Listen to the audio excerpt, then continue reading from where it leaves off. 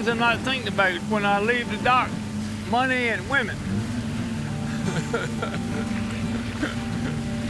Think about having fun fishing.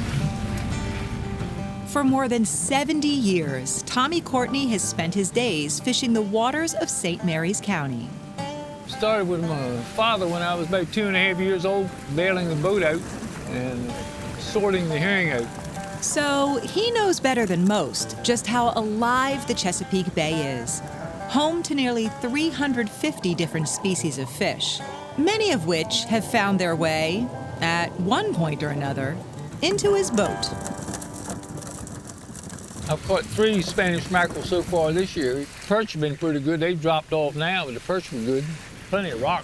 That is rockfish, or striped bass, Maryland's official state fish. A staple on Chesapeake seafood menus, many stripers begin their journey from bay to plate, not at the end of a line, but in a complicated maze of poles and netting called a pound net. Pound net is also called a fish trap. It's not baited. Fish trap themselves into the net by trying to negotiate around the net. And it's a sampling device. You catch a little bit of almost everything. From schools of pint-sized menhaden, a popular bait fish, to the odd bull shark. I've caught 3 of those since '82, 3 big bull sharks. And, of course, rockfish. Fishing a pound net is simple. Show up, corral the fish into one corner, and start scooping. But building one is hard work. For Tommy, that work began 4 months ago.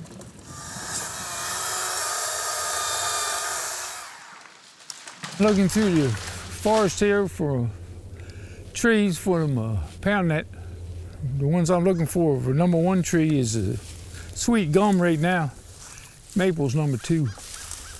I see one right here. It's got a little crook in it, but we can cut that. Each winter, Tommy cuts between 50 and 100 saplings to replace worn-out pound net poles.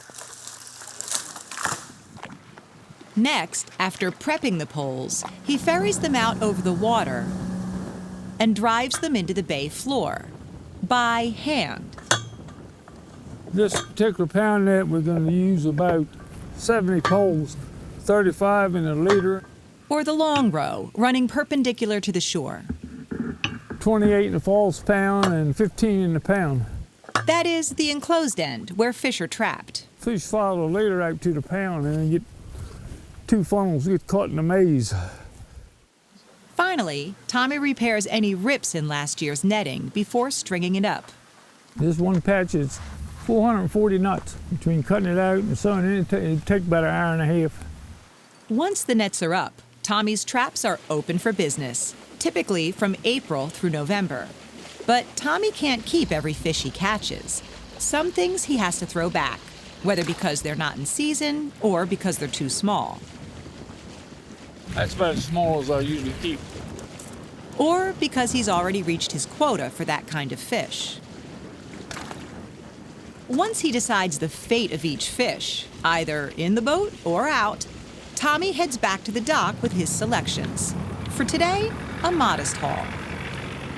Striped bass, we kept with 32 pound and 100 pounds of menhaden.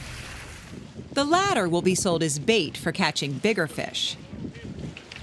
As for the rockfish, it's only a few hundred yards from the boat to the fryer at Courtney's. The dock-to-dish seafood restaurant Tommy has been running with his wife Julie for 40 years. Around here, it's something of an institution.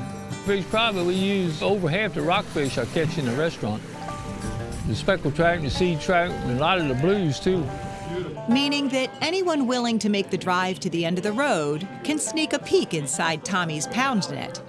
All you have to do is look at the menu.